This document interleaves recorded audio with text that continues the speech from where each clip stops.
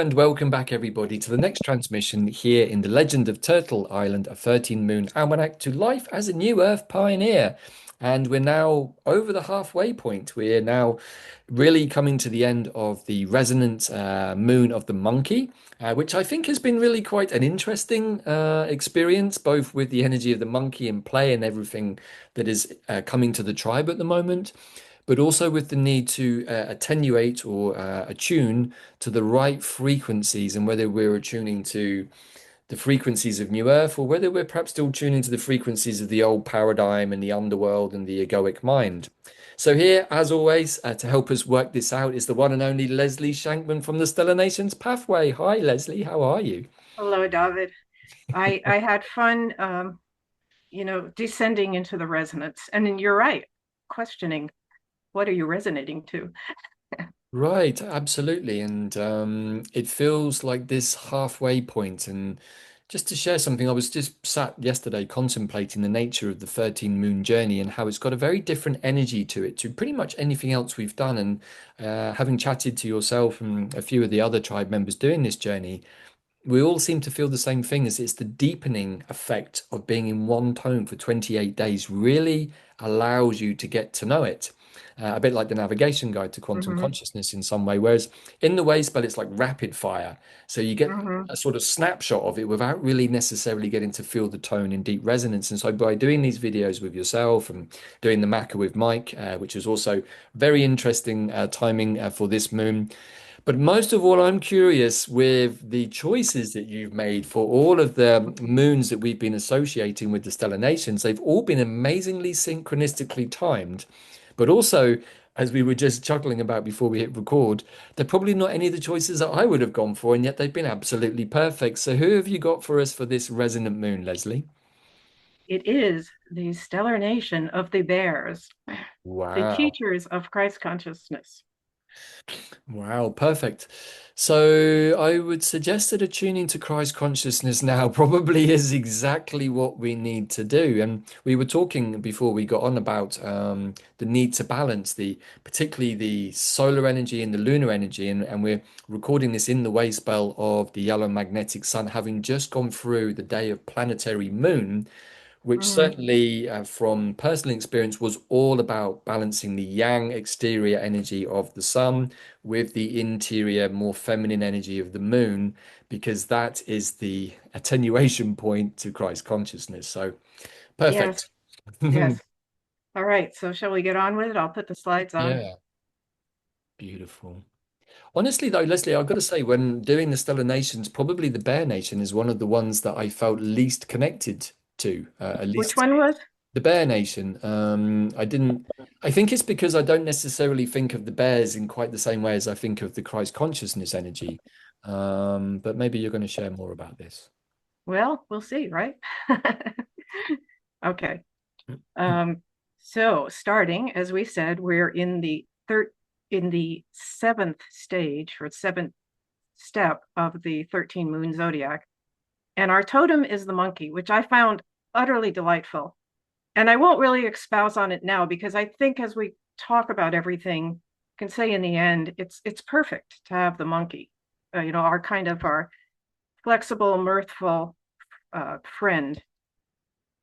So just to reiterate a little bit, we're following with the moons and with any 13 tone cycle a pathway of creation codes, and we've talked about the wave spell as a template for evolutionary advancement. And we know we've got the first moon or the first part of the wave spell, first tone, as magnetic, and I that defines our purpose. I picked the unicorns for that. The second moon as lunar, which creates a challenge or brings out the polarity and sort of helps us, pulls apart our purpose, it challenges us with it. I picked the winged lion. The third moon or third tone is electric, and that's where we sort of transcend the polarity a bit, and we start identifying our service towards the purpose. And I picked the angel. The fourth moon is called self-existing, and that's where you kind of start identifying the form of what you've set up as an intention or you wanted to magnetize. And I picked the great felines for that. And we have talked before about how 1 through 4 are foundational, but then we come to the fifth tone, and that's the overtone. And it's where we have to find center and rise. And for that, I picked the male and female serpent because I felt there was no ability really to find center without bringing those two aspects of ourself together. I mean, they're meant to be complementary. They are complementary. In the stellar nations, they're Siamese twins. They're still joined at their tail. And then in the sixth moon, the rhythmic moon, this is where we had to understand how to organize ourselves to find the power of balance. And I picked the dragons for that. And those were each long videos, so I won't do more explanation than that. Let's just continue on. It's We're been now at, fascinating, Leslie, just listening to the review to see how it's come together, and the timing has been exquisite, to be honest, with all of the other energies that have been at work. And I guess that's when you know that you're really working with those other energies, bring them down because they're not always the obvious ones. They're somehow more intuitive. right, yeah. So now we're at the seventh tone, the resonant tone. And we've been in this moon from January 10th. We still have about a week left till February 6th. And it's the center point of these 13 harmonies or these 13 steps of development. And every tone has some words that are, kind of define it. So this tone is channel, inspire, attunement. So what we've got with channel, though, I mean, what those words mean, what is the power of this tone? Well, the power is to channel. What is the action of this tone? It's to inspire. And then what is the essence of this tone is to come into attunement. And I also want to point out, we're in a yellow resonant seed year that started in July 26th of 2025. So we've got a double resonance. And I would listen today with this reflection on resonance, realizing this is the whole tone of the year, and we're in a seed year. So we're really planting something. And we'll just keep that in mind as we go along. So I want to really define a little bit what is resonance. And if we look at it in dream spell terms, as we just said, it's the central balancing tone in the 13 tone cycle. And it represents a quality of energetic attunement, and it's an ability to access and channel the power of vibration. Resonant attunement, it's the capacity to receive information through a direct harmonic alignment with ourselves and with all that is. So through attunement, it's our senses that become instruments. They allow us to receive information directly from the field. And then we can align our inner awareness with our outer reality, but we can also create our outer reality. And I think that's important, and we'll bring that out. That's what we're realizing. That's what we're working towards, creating the new earth, right? We're understanding it's the power of our imaginations we have to use. But now we're at the resonance tone. It's like, okay, what vibratory qualities are we going to resonate with that will help us manifest what our purpose is, right? Because we can align with many different vibratory qualities. So I wanted to get a little bit more sort of thoughtful about really what is reality, okay? Because if we say that we're receiving information from the field and aligning our inner awareness with outer reality and trying to create a reality, what is reality, okay? So it's just so fun how things come into your field. Could be the AI listening to us, or it could be something else. But I've just gotten so much information this month or this moon about this whole question. Yeah. So I've really been enjoying this. There's a guy Drew Ponder, has a Substack, and he talks every day. He puts out great things about frequency wave theory. But anyway, he looks at things through reality not being a collection of objects.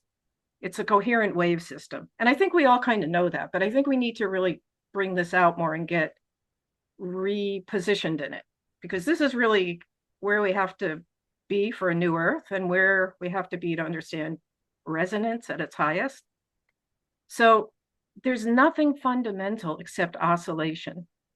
The universe is a continuous carrier field, and everything we observe is a standing wave that's locked into temporary coherence.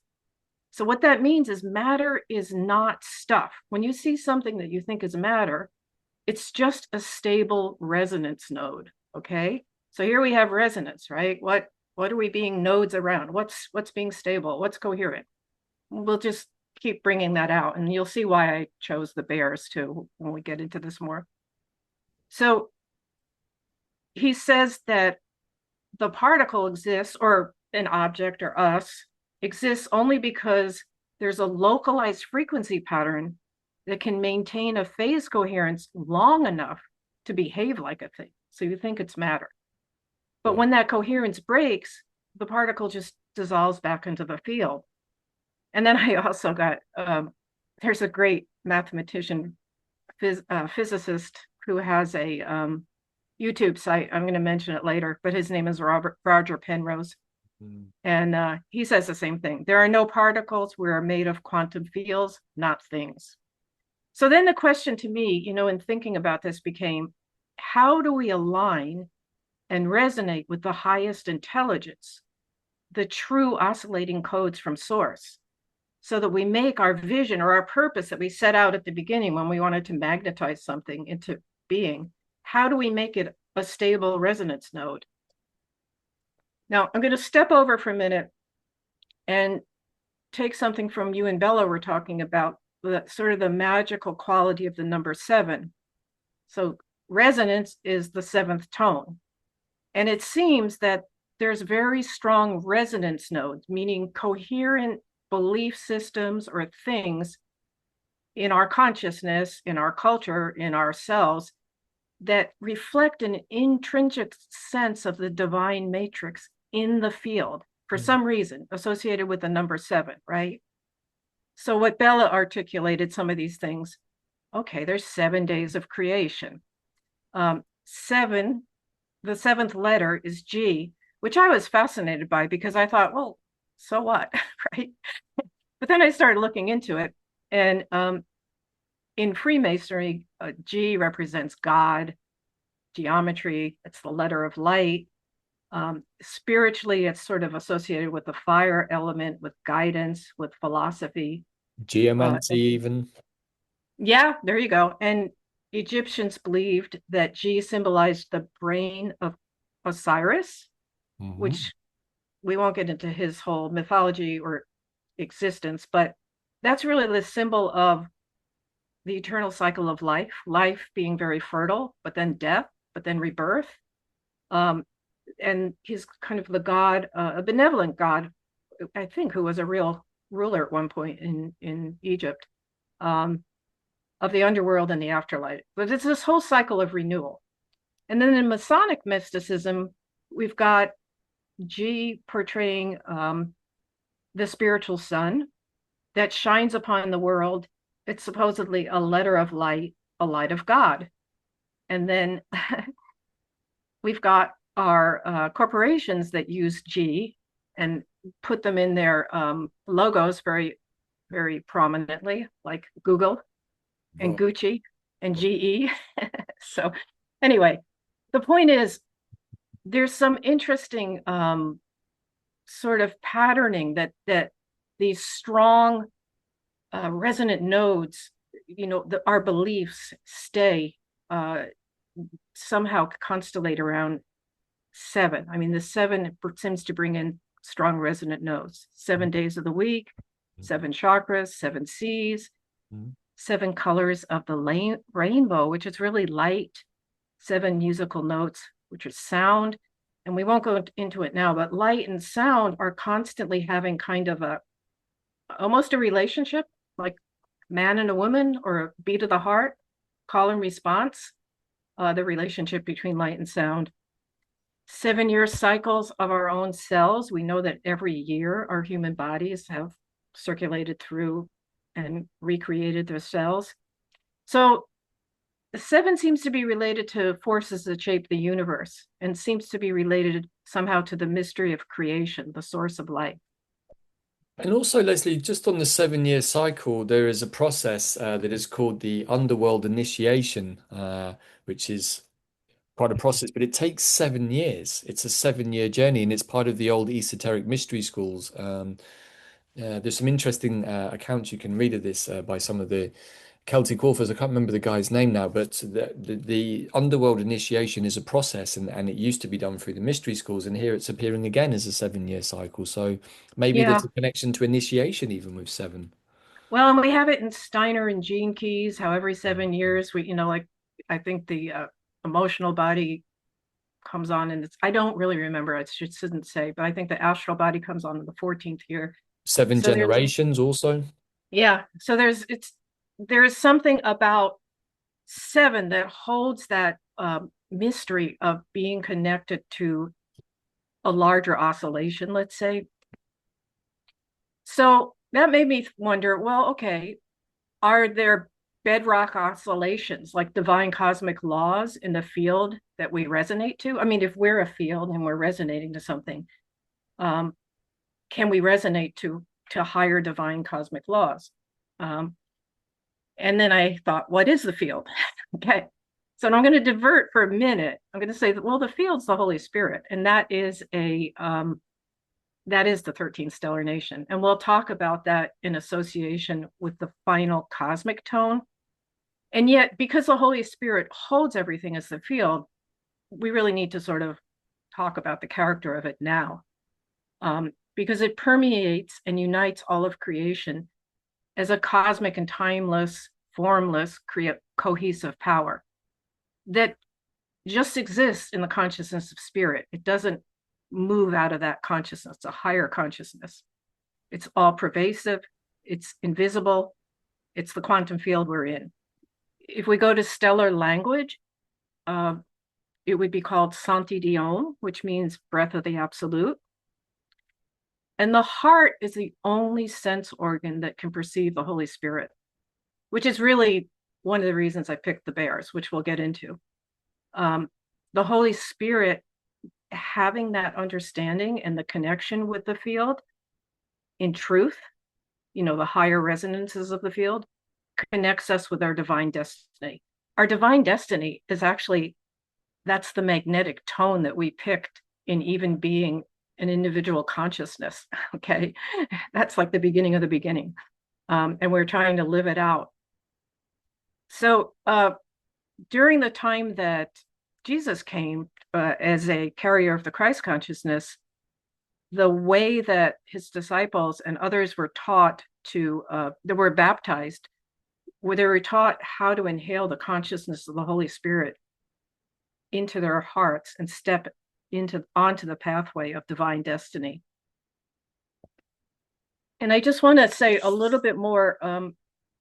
In the year of the Holy Spirit, Bayononico, well, when they were apprehending it at the beginning, and then there was a year of the Holy Spirit was 2022, when we were that's when we were as a collective, we're waking up to the quantum nature of everything.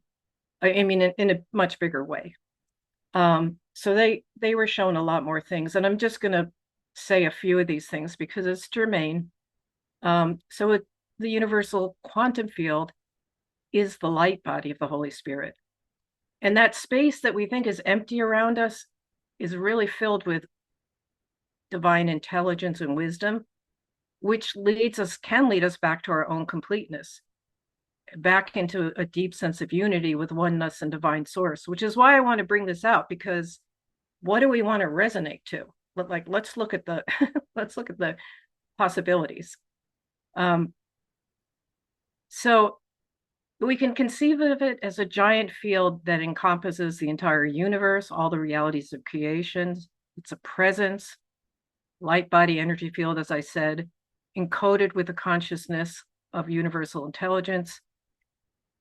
It can resonate and connect with a personal consciousness field of individual beings, including every human being. It does. It's connected to all of us. It's kind of the fabric that connects us.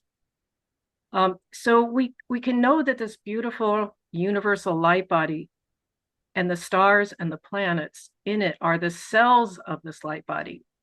And it's like the organs of the life body are formed by the solar systems and the star clusters, and the galaxies are complex energy and power centers. Really, there's a whole literal nervous system. And this is taken from about a 40-page PDF where they were really shown like the nature of how we could work with some of these energy systems, which we're not going to go into now. But just to know that it's this, it's not empty space. Okay. Um, so this light body embraces the macroscopic universe, and it's the spawn of the monumental birth mystery, which meaning that it brings newly conceived divine idea seeds, because the creator is this constantly emanating source of literally of ideas of let's make something come into being, into life. So each divine idea seed travels through a manifestation bridge to create the new form of life as a multidimensional reality. And everything is connected with every other life form, and it's in a very incomprehensible way through the intersection of the light body, the Holy Spirit. So there's a very exciting, unique order and organization within the quantum field. And it can be compared to the overlapping layers of the human light body or the energy centers of our chakra vortexes. And if we look even deeper, it's like the organization is similar to tiny energy pools, like little acupuncture points of meridians running in the etheric body. So as we always say, you know, as within, so without, above and below, there's just this total correspondence. But maybe it's not even just a reflection. Maybe it's just that we, as these condensed resonant nodes, just have all these layers going out, right? We just have this multi-dimensional layer. So it's just like that's what we are. We say as above, so below, but we're really all of it. It's not like there's a separation. Right. So because there are energy centers in the light body of the Holy Spirit as well, and they work with different functions and natures and vibrational qualities. So coming to that, that's why I wanted to bring in the stellar nation of the bears, because they're the teacher of the heart qualities, or this Christ consciousness, which we'll discover. Well, like, what is that? A little bit more about that. But I'm suggesting, you know, if we're going to resonate to something vibrational and be a channel, let's know what's out there, and let's understand ourselves as these fields too, that are these resonances, and that we can, you know, attenuate, I think, where we want to be to create our reality. So there are stellar worlds that attune us to the source codes, and let's call the source codes the original divine matrix. And we're going to specifically look at the Southern Cross, or the Crew constellation, and the Big Dipper, or Ursa Major, because these are the primary holders. And remember, we've spoken of stellar worlds as nodal points of consciousness. They're sentient, and we literally have aspects of ourselves on these stellar worlds, right? Just what I just said about the span of everything is connected. So you could say you have an aspect of your soul on given stellar worlds, but these stellar worlds, it's all radiations, and it's part of the vibratory quality that we're picking up on. So let's just keep going with that. The Crew constellation is in the southern sky. It's more like over, you know, if you lived in Australia, you'd look up and see it, but it looks like a cross. It's often called the Southern Cross. This Crew constellation, actually, the radiations that come out of these sentient orbs are the four divine principles of creation. So we've got a Crew, which is a pillar of divine love, and we're going to go into those more deeply in a minute. And we've got Bay Crew, the pillar of divine law, Ga Crew, the pillar of divine mercy or grace, and Delta Crucis, the pillar of the divine mind, divine will. So these other information here, just as a little bit of background, these constellations or these stellar worlds are actually sort of like surrounded uh, well, apparently they have to be held with a force of at least like 144 souls, but there, and that's a number that comes up in many different ways. But around each particular star, there are four apostles that are kind of holding that energy. And there's three masculine apostles, and then there's a hidden apostle in each one, and it's the feminine one. So for divine love, a crew, it's Mary Magdalene. For divine law, for Bay Crew, it's Sarah.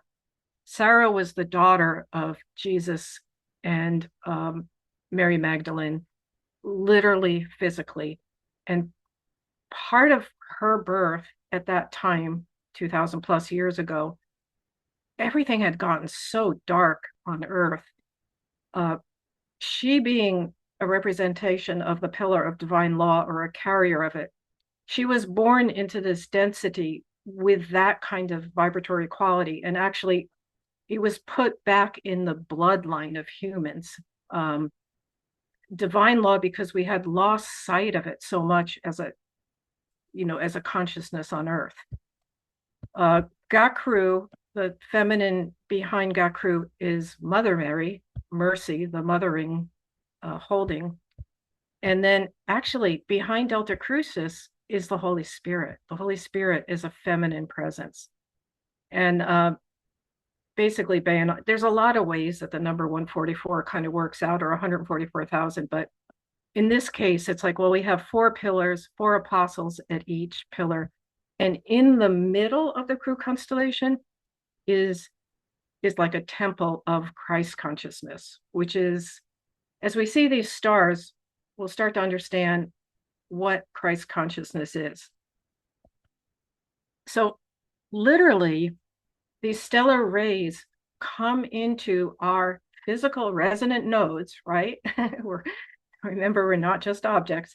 They come into our heart, and they come into the ventricles of our heart. We have four ventricles. There's four divine pillars of creation: Acru, Becru, Gacru, and Delta Crucis.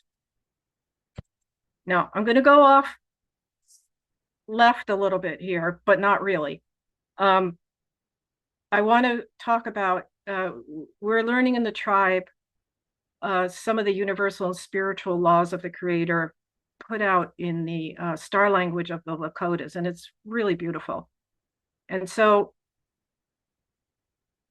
I'm taking something that I don't want to misrepresent it, but there's these different universal laws, and this one of them I kind of want to bring up here.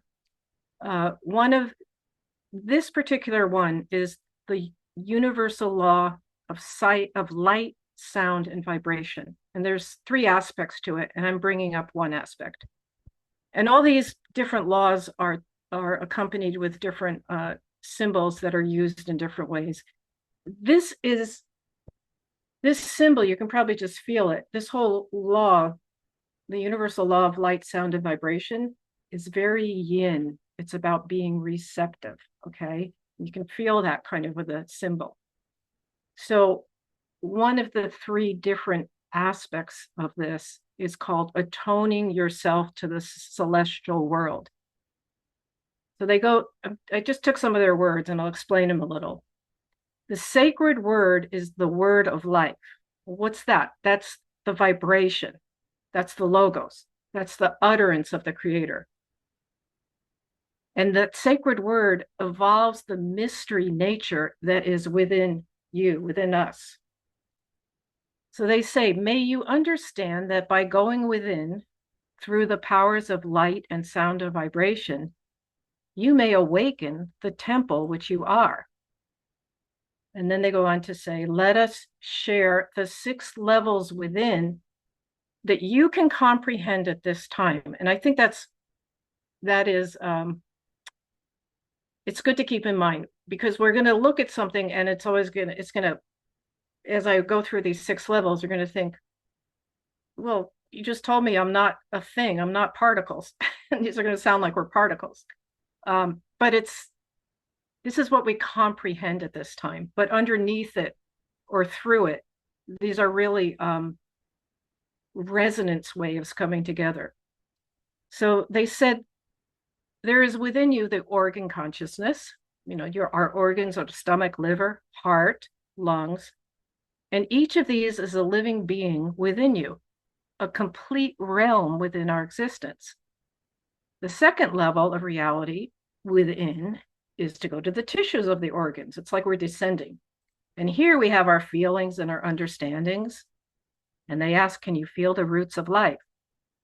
And as we descend deeper into within the well of word, the sound of life, which springs from within ourselves, the smaller kingdom of you, which is ourselves, from within the holy word of your song comes forth, and deeper into the well, we come to the molecule. And within the molecule, then, that's the fourth level, we come to the fifth level of reality, the atom. And don't we see the whole solar system here, they say? Because this is the electronic, magnetic, vibratory place of your being. And this is interesting. It is where you choose who you are. So I want to bring that up in terms of resonance. Like, where do we resonate? How do we create what we think is our inner reality and our outer reality? We have the power to do that. At the sixth level, we perceive particles, electrons, neutrons, protons, and with them the quark. So there are many levels of life, they're telling us. And what they're saying is, as a whole being, we have these sweet voices, or the sound or the resonance of these tones of creation, the word, the logos, the higher cosmic ordinances that we can allow to come through us to purify ourselves, and we can add our songs to the devas. The devas are helping create all this. And we're being told, you may serve us. You may serve Mother Earth and the cosmos unfolding by healing yourselves. So that means coming into this opening. Let's now look at the stellar worlds. And that why I wanted to bring this up is, it'd be one thing to go ahead. You got a question? No, I was clearing my throat actually. Oh, okay. I do have one question, and this uh, might have some meaning to it. So, point number three, it says deeper within the well of word. So it's quite an interesting phrase because in the traditions of the three Norns, the three fates, there is the well of Erd, which is where they sit at the bottom of Yggdrasil.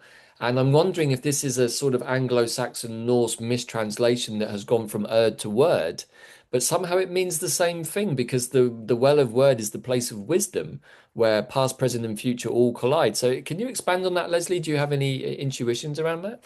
Yeah, well, no, my whole feeling about this, the well of word, the whole idea about the sacred word is the utterance, the vibratory utterance of the logos, the divine ideas that shape us. And part of what is a carrier of those divine ideas, I'm saying, is those four stellar worlds, because those are the four divine principles of creation, which we're going to look at a little more closely: love, law, mercy, and divine will.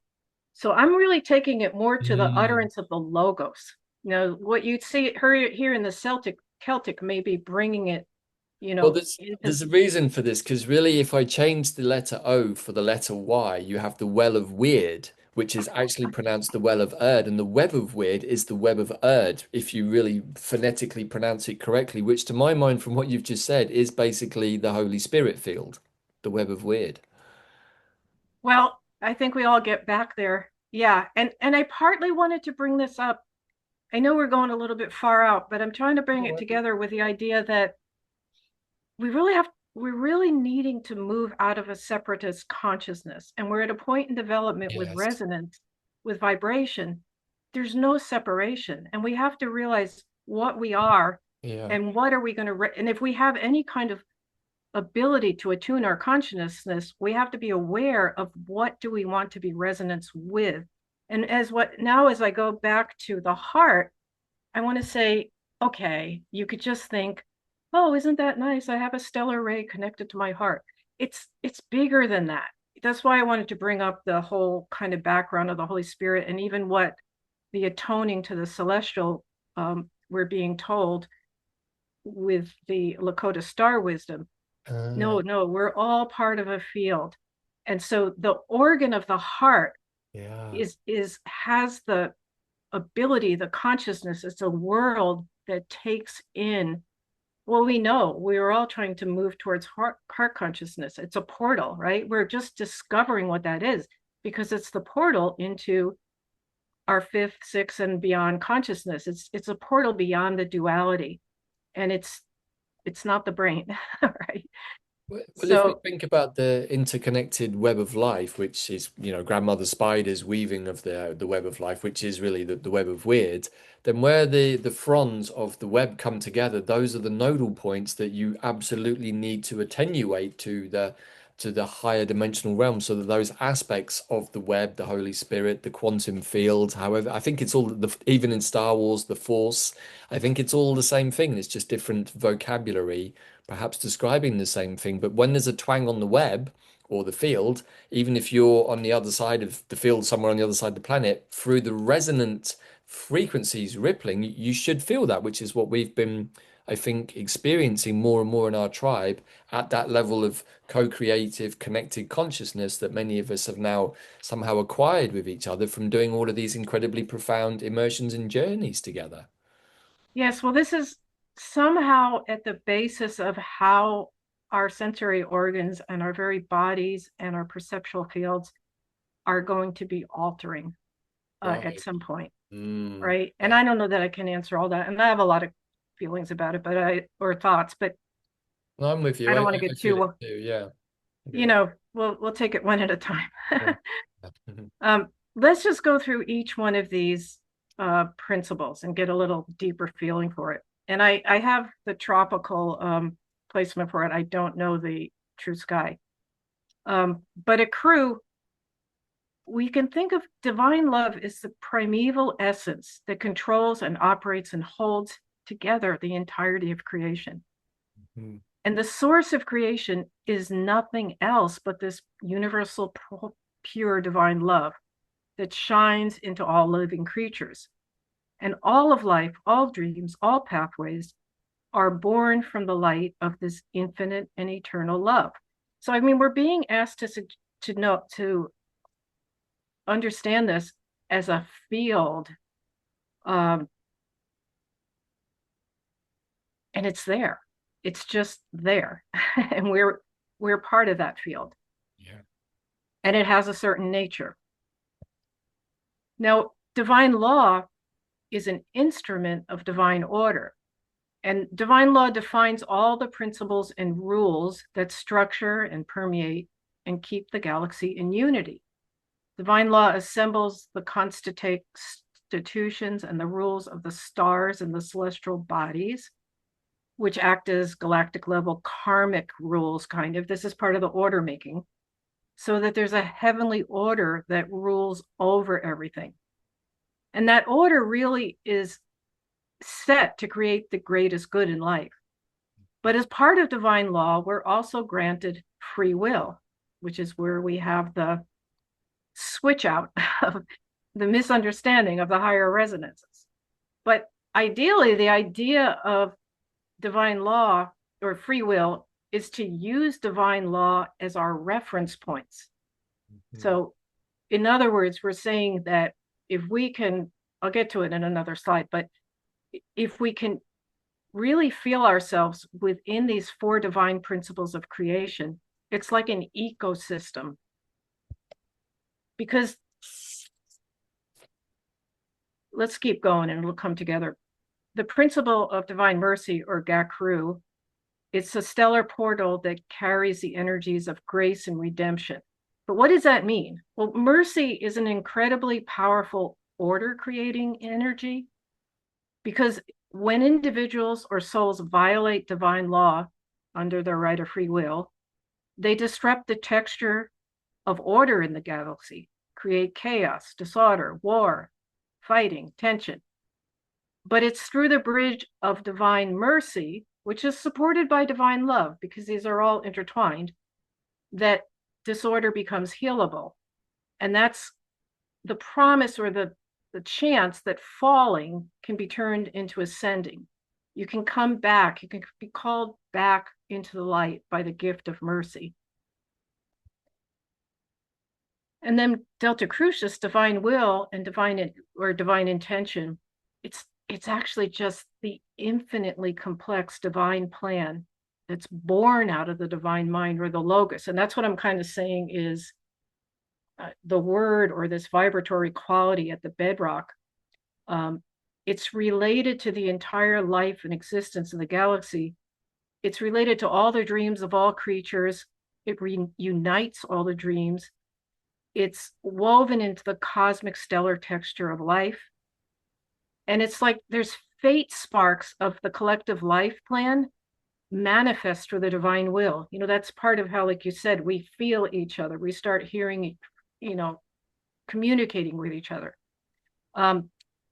So because Delta Crucis or divine will project revelations, impulses, revelations to prompt us on self-fulfilling ways of realization, and actually does this through if you know the stellar nations well, really can do this through the different messengers of the stellar nations, which is, just another way of apprehension.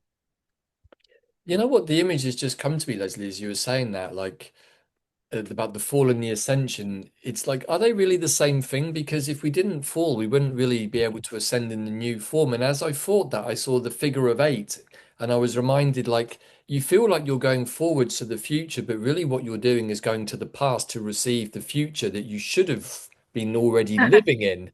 And once that's when you get the loop effect. And I'm like, was it really a fall, or was it really a step on the ascension ladder that seemed like it was a fall, but we had to go through so that we could become different, so that in our own minds we could ascend to being something else? But it's really all the same thing, isn't it? Yeah, I think Somehow. that's brilliant. And that is kind of the joke of it, right? But it's Right. not when we get into this density and this experiencing level. And No, we are meant to have experience. And it's I just haven't that been we're, laughing too much recently, that's for sure. But well, I hopefully know. moving forwards, we all will be like, yeah, the joke's on But us, I think. That's the... well, wait, we're in the monkey is the totem. So you just got to Right. start Okay. laughing. And It's that's pulling why my tail. I like the monkey of all this because I it's love like, the money. wait, we've got to be flexible with this resonance. It's fluid. Hmm. It's these energy oscillations, right? Where it's kind of a joke. We have resonant nodes, they're important, right? Because we create realities, but we're given that ability. But what are we going to create? Well, we know what's here. We're saying we want to create a new earth, and we're starting to hook into the higher principles that would allow a really glorious new earth in concert Right. with nature and all Yeah. that. But why I said before, I really taking it to a nature concept. I just see these four principles are an ecosystem that we live within. When you really start understanding how they feed each other and allow us to have utter use of our free will, as long as we use them as reference points. It's not that we're going to be constricted down. I mean, we're going to have this glorious ability to be emergent channels of the divine mind, right? But we have Something to kind of earn that. We can't do that without making all these mistakes, falling to ascend, so to speak, right? right. And I love what you've done here with this grand ecosystem. And I've written, we are a grand ecosystem that lives within us. Well, that's true too. I mean, that's what I want us to realize in a way. I know I'm going in a lot of different directions, No, but that's it's really cool. not. It's really No, that's about great. there's no separation, and all these models are kind of true on every level. I like the So, diagram on the right. It reminds me of a meme that I saw a while ago. There was like a stick guy walking up a mountain. It's like, this is your idea of your ascension path and how it's going to go. And then there's like a right. creator's version, which looks a bit like these squiggly lines. It goes down into a swamp, the bike Yeah. breaks, and you have to go to All hospital. right. It just Well, reminded me of notice, that. right. Look at the hearts at the bottom. I know, I See? saw that. Did you draw this, Leslie? Was that, or Yes, I did. was that I did. deliberate, the heart, or? Yeah, yeah, yeah. Okay. Well, I guess even if you have to go all squiggly wiggly, as indeed nature does sometimes, ultimately it still ends up in the place of the heart. So I think you did a really cool job with that drawing. Yeah, well, and it's also squiggly wiggly if you are riding the higher Oh, oscillations. that's true They're also. all feeding each other. It's the symbiosis of the ecosystem, right? It doesn't have to be chaos. Like you know? Oscillating waves, even in our own mind, there's just one straight line, but in the mind of creator, it's a series of oscillating waves, and we're kind of hopefully riding those waves on our soul surfboard in some way. So I Well, guess, that's the fun of it. There's a lot of choice, and we can simultaneously read. I mean, that's what we're learning right, to ride multiple waves simultaneously. yeah. Okay, so as I mentioned, in the center of the Crew constellation of these four divine principles is the Christ temple, or this holding of Christ consciousness, um, which we can talk a little bit more about. But basically, I think we would characterize it as being able to rise above the duality or polarities, the back and forth. There has to be a right or wrong. And that comes out in the next constellation that I want to bring up, which is the other major holder of the Bear Nation. And that is the Ursa Major, which holds seven. There we go with seven again. Stars. There's seven mystery schools that teach the wisdom of Christ consciousness. And literally, when you're learning Christ consciousness, you're not sitting at the desk taking notes. These mystery schools are, I mean, the description of these stellar worlds, um, let me say one thing first and then I'll get into it.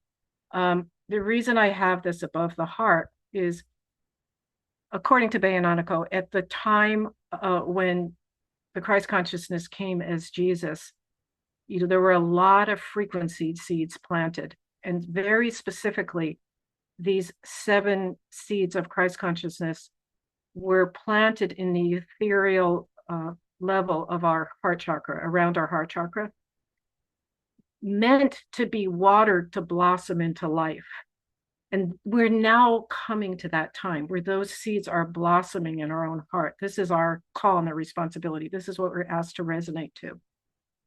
So when I say that these mystery schools are not sitting at a desk, and if you read the way the Stellar Nations characterizes how it is on them, let's say you're trying to learn the wisdom of faith. Your soul aspect is there, and you're in sort of a life like we have, Mm. and you're going along, and there's other souls, and things are going good. And then there's going to be a vibratory descent of something that's off, that's going to test your faith. Okay. Literally. I mean, it's really like what happens on Earth. We're just doing it in a bigger density. The vibratory ascent comes in of something that's off. You're building your heart, you're building your faith by how you choose to respond to it. And it's true of every mystery school. And there's these seven qualities that really bring us into the fullness of Christ consciousness. This is how they're aligned on the Big Dipper. I'll show you in another way in a list, so we can just go over it. And don't you think, Leslie, that the initiation schools of the present era, the ones that we've been experiencing, and I know that we've talked about this before, it's like I've had the intuition that I've been in those Christ consciousness initiations without even realizing that's what it was until I'd either just nearly failed or actually just passed. And I was like, oh my God, I was in initiation. I wish I'd taken it more seriously somehow. And I wish I'd been more in my impeccability. And I'm like, oh my God, did I pass? So I don't know if you've had that experience of suddenly having the realization from probably one of these stars. It's like, oh, you were just doing that initiation and well, you did okay, but there's room for improvement. Yeah, well, that's the interesting thing to really realize. There's a simultaneity. Like we Hmm. have a soul aspect learning that, and we have our density here. And particularly if we designed our Antares code to bring that particular stellar world in, we're saying in this life, we want to work in this density, let's say with unconditional love, if we have Right. that somewhere in our code. And then we can look at, well, where is it? Does it come through Saturn? Wow, that's really important for us, right? So we can start to understand the lens. And that goes back to what is even our own incarnation, you could think of as a development cycle of our consciousness, right? And we come in, like I often think of our Antares code as like, well, that's the magnetizing or the first tone. What did I set up, or what did someone set up when Wow. I look at it on Antares code? But anyway, W is unconditional love. The thing about it's really hard to explain these because there's really no explanation. On the fifth, sixth, seventh dimensional, it's just what it is. There's Yeah. no tussle about it. It's just simple. It's straightforward. It's unconditional love. But the whole point of these, the way it's helped me work with these things is to almost think like they're platforms. And if I get into a really hard situation, let's say that tests my love or my acceptance, I'll stand on the platform. Like sometimes I have to you stand on multiple platforms. Very often I have to stand on acceptance first. And I have to go, okay, Mm, here's the situation. I hate it. But I have to completely attenuate to acceptance. And at some right. point, I rise above. I just go, okay, I'm going to do this situation from acceptance. And then I can start calling in maybe love or whatever. Yeah. So I think this is what we do on the third dimension. And this is what we're asked to do. And I think this is what the seventh tone is to really get uh, serious about our resonance and start making the connections. Leslie, what you're laying out here is pretty much the keys to the tone that is and day that is going to be tomorrow after we've recorded this, which is the cosmic human, because what you're describing here really is the great mystery school of the Christed consciousness, but we live in that mystery school of every minute of every day. Hence why you don't always understand that every choice you make to be in the heart is another initiation. And the more that you keep getting into that mode of being, the more easy it is for you not to have to keep going through the initiations because it becomes a kind of a way of being. And all of these are so fundamental to becoming a cosmic human because Christed consciousness is the basis in many ways of cosmic human, right? Yeah. And yeah. And it also means, I mean, like what you just said, I just got a flash of excitement. You literally, if you start to pass those initiations and raise into that, where you've just attenuated yourself into that field, you Mm. just start moving like these oscillations with these fields in your life. That's how it's natural to bring your choices in on that level. And that when I go back to that Maca slide where they said, we're relying on you to heal yourself, to heal the Yeah. world and the cosmos. We're the instruments of this, right? I mean, it's a great privilege, really, even Yeah. though it's hard. And also, it makes you realize that you don't just get to be in your Christed consciousness when you choose. It's not something they say, oh, I need to be in my Christ consciousness now because I need to impress people or I need something. It's like you have to be in the Christ consciousness when you're absolutely facing a challenge, like you just said. And I need to accept that this queue in front of me in the supermarket is going to take half an hour longer than I accepted without me having a meltdown in front of everybody and becoming the next meme on the next social media platform or whatever. And I think that it's almost like a subtle nudge from the Yeshua Sophia principles. It's like you're always on the job. Don't think you can just duck I out when know, nobody's I looking, know. right? It's something like that, I feel. Yeah, every breath, every choice. It's really something when you start to realize that. Yeah, it's a So, responsibility for spiritual maturity, I think. right. But it's bigger than that because it's about ourselves, but it's really about uh changing the collective fabric. I mean, Yes, yeah. we're not cha we're attenuating it to a higher level. We're attuning it to a higher level. So Um, so just to go over these, and there's not a lot to say about them, but unconditional love, unconditional acceptance. Um, this is interesting. Wisdom and trust of trust and compassion. Now that exists on an earth level of cost, of course.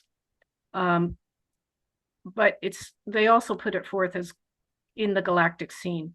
And that speaks to our multidimensionalness because you can feel like a victim on earth. Like, what is this life about? And God just pushes around like, like we're a toy that a cat's trying to eat. Um, you've got to have wow. Now I'm feeling understanding. really good about myself. You've got But to it's have true, under. right? We've all had those remonstrations. We've gone, what am I doing here? I thought I meant to come here to enjoy myself, and I'm just not. And it's your fault somehow, God. Why are you Yeah, doing this to me, right? right. So you've got it.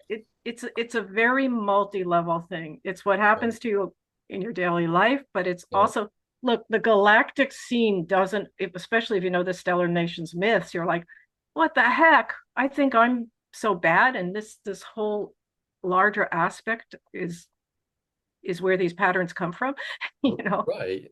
It's Um, also how I think we release ourselves when we understand that it's like I'm just at the bottom end of the tow rope here, and this rope goes all the way up to the higher dimensions right, through which some aspect of me fell down this like tow rope into the third dimension.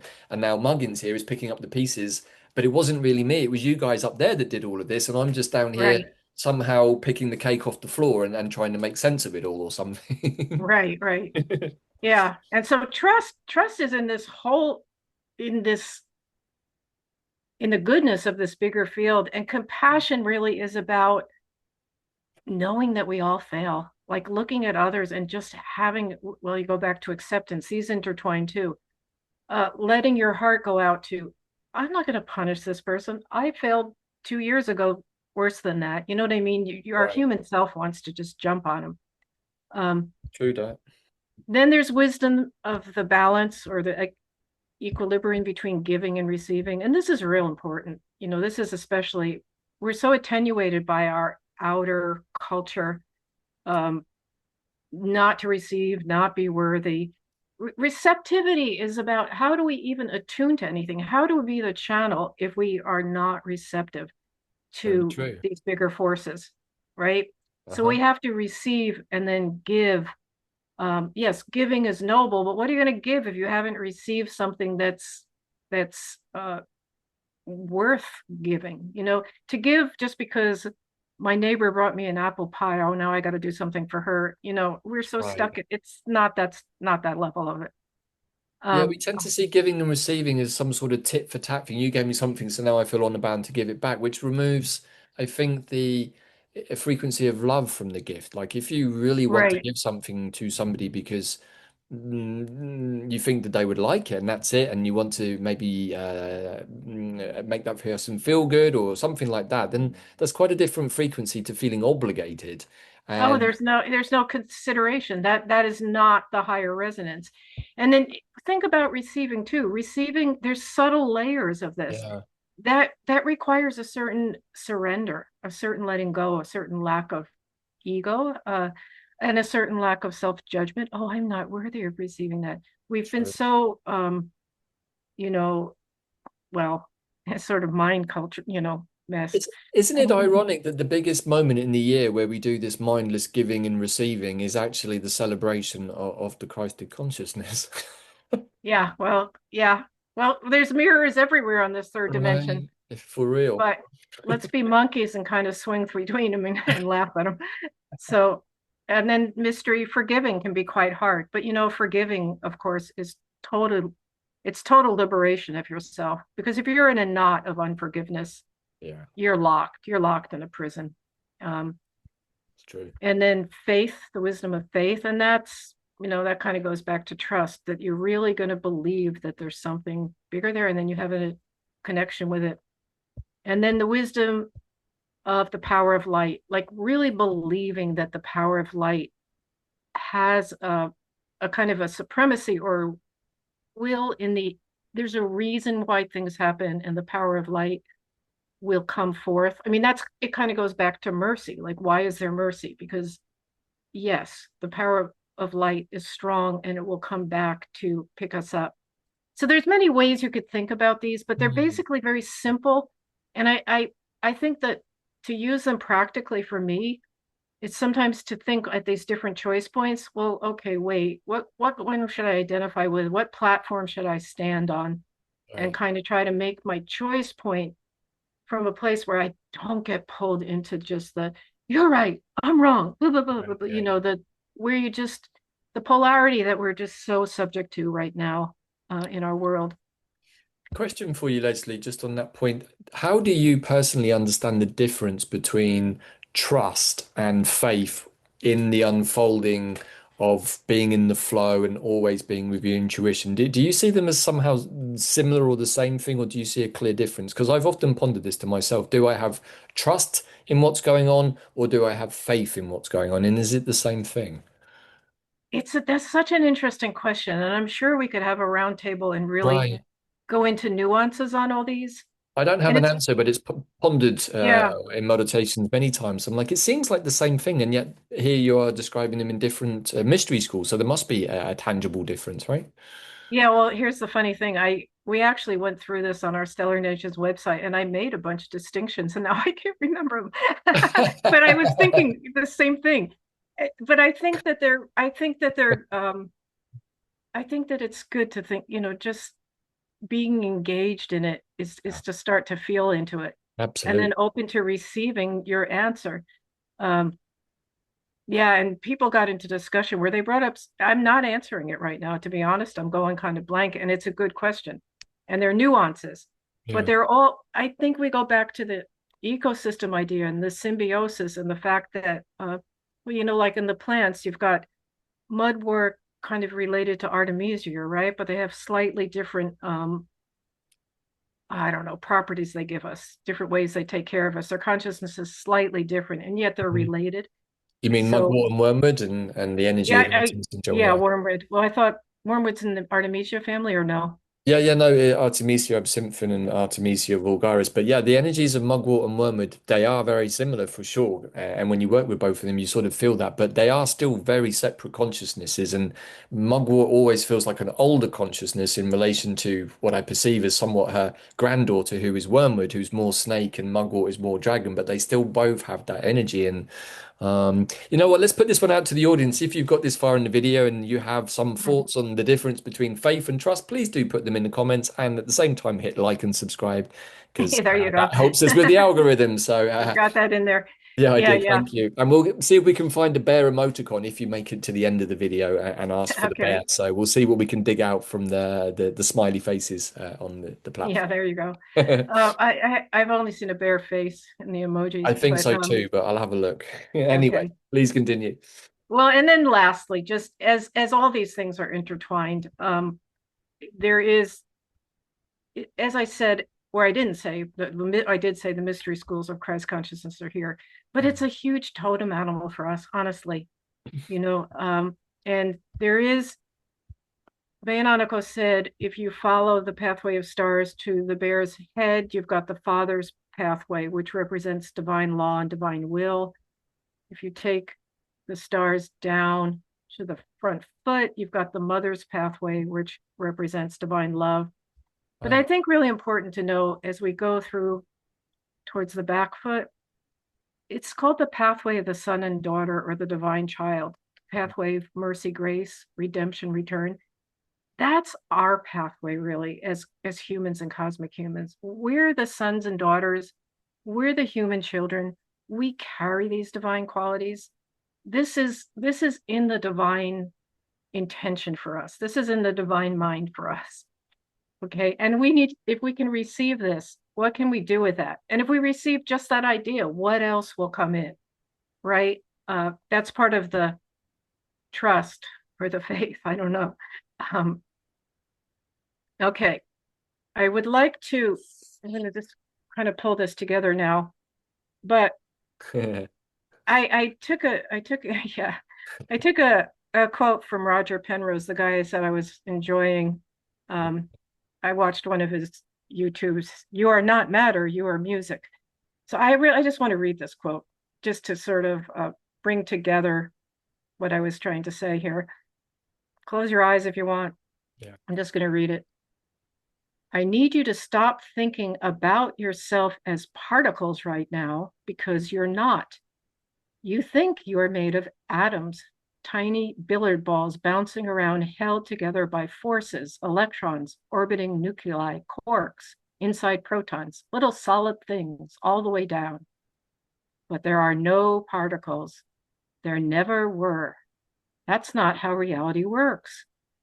You are not made of things. You are made of fields, quantum fields that fill all of space, vibrating in patterns so complex and so stable that they look like objects. You are not a collection of particles. You are a temporary knot of excitation in the universal field structure. You are not made of things. You are made of music. And his video is really fun to listen to. He goes into it a lot more. And where my conclusion, I would say, what I came away with is that this resonant tone, this seventh tone in the development cycle, calls us to attune to the broader notes, calls us to become channels for these higher vibratory notes of a creator's song. I'm going to call the song the creator's word, the logos, the sound that is coming directly from source, that is kind of the well, that's the divine will. That's the whole complex plan.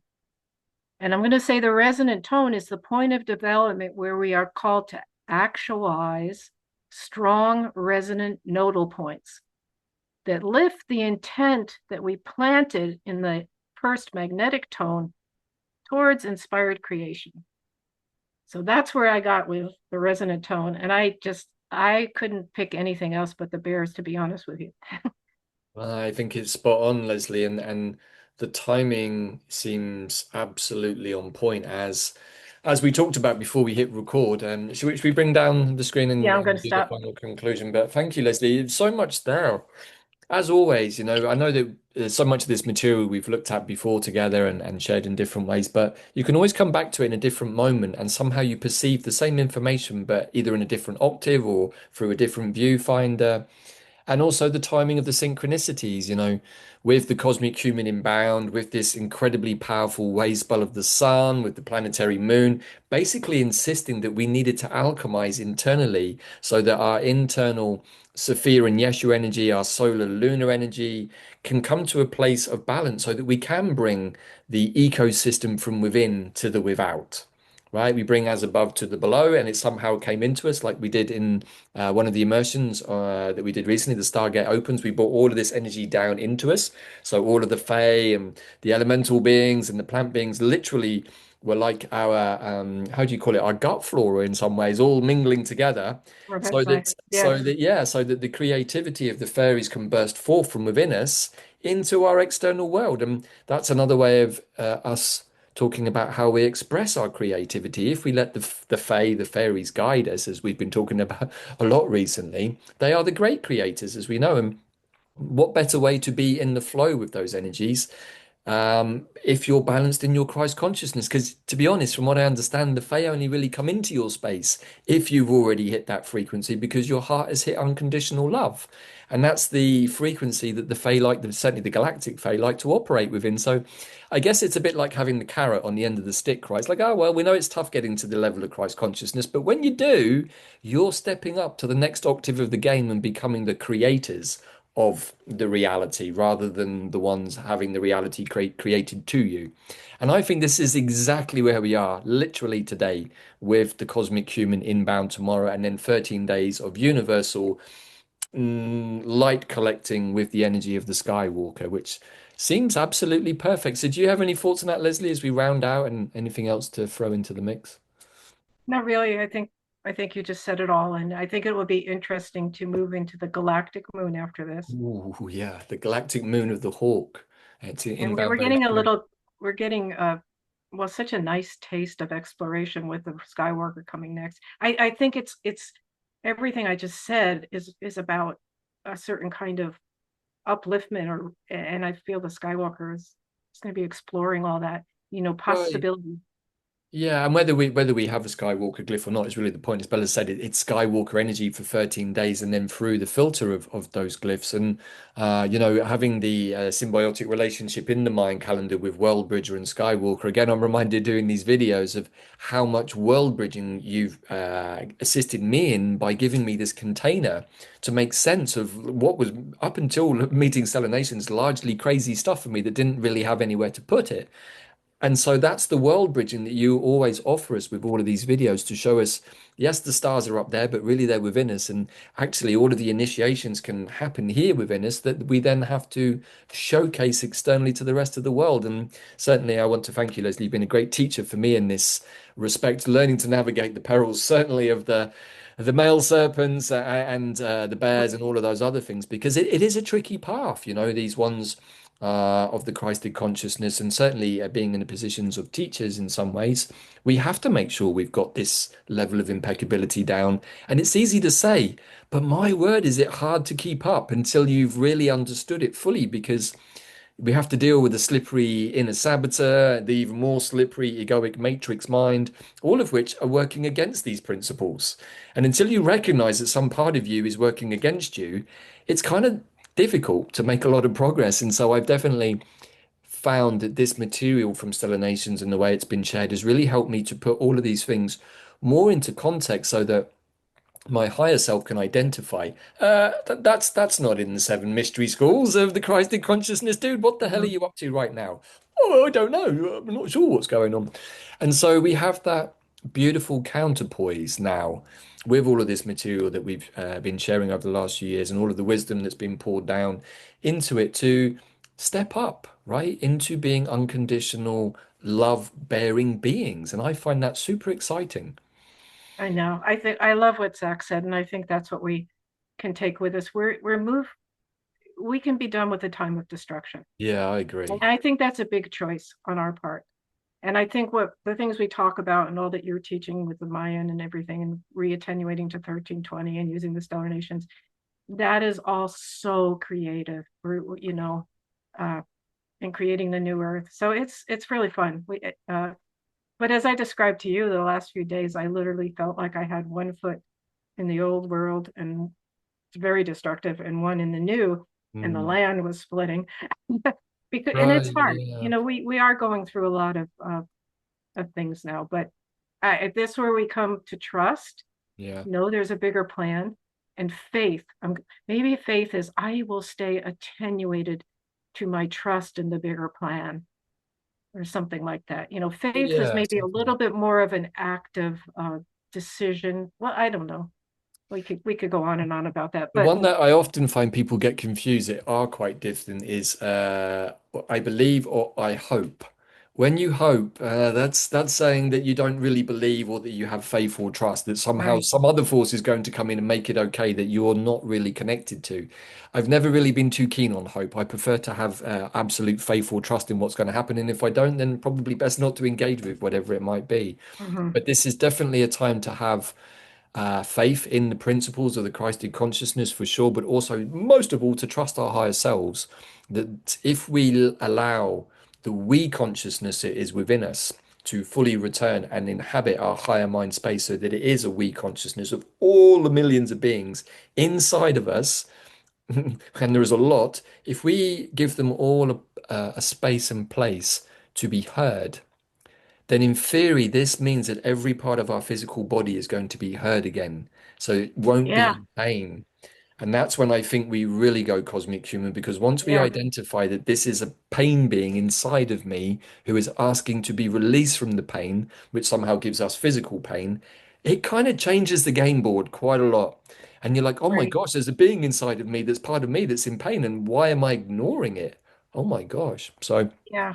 it's No, fascinating. it's literally about harmonizing all these forces. Yeah. And the Christ qualities would bring things into harmony. And then when we live in harmony, it's just a different um we can we can be vessels for the emergent ideas of the creator. But Right. it's really different. You don't have the same kind of ego. I don't know. We'll find out. It's beyond that. We'll keep talking about it as we go along. Yeah, and like you said at the beginning, it's hard to find words for all of these things. So, as a final roundout, please, if you have made it to the end of the video, share where you're at right now and maybe how you understand faith and trust, or if any of the things that we've been describing that have been happening, certainly to both of us over the last few weeks as part of this whole process. Please do share with us. We are always interested to hear from everybody. It gives us an idea of how the energetic frequencies and blueprints are being received by the collective, because for sure we do these videos and receive them one way, and I'm sure many people out there either don't even know they've received them or receive them completely differently. And the whole bifurcation process in many ways that many people have described is really an internal process of the bifurcation of your disaster inverted timeline with your false ego identity, or the higher new earth timeline, which is the one that your divine mind and higher self and the we consciousness inside of you wants to go to. And I feel, Leslie, this is the choice point that we're at right It now, and is. And it's be a super monkey. exciting. Be a playful monkey. Exactly. All right. Well, Alrighty, thank you dear very much. sister. Yeah, thank you so much for that. Thank you, everybody, for listening. And I guess we'll be seeing each other again very soon for the next round, Leslie. As always, I love these episodes and hope everybody else does too. But final word to you before we round out. No final word. We'll move to the next. You'll be probably surprised at what I picked Wow, I'm for the already on galactic tone. tenterhooks. All right, everybody. Thank you so much, Leslie. In Thank Lakesh, you. we are another you, and we'll see you again very soon. Thank you. Bye for now. Bye bye.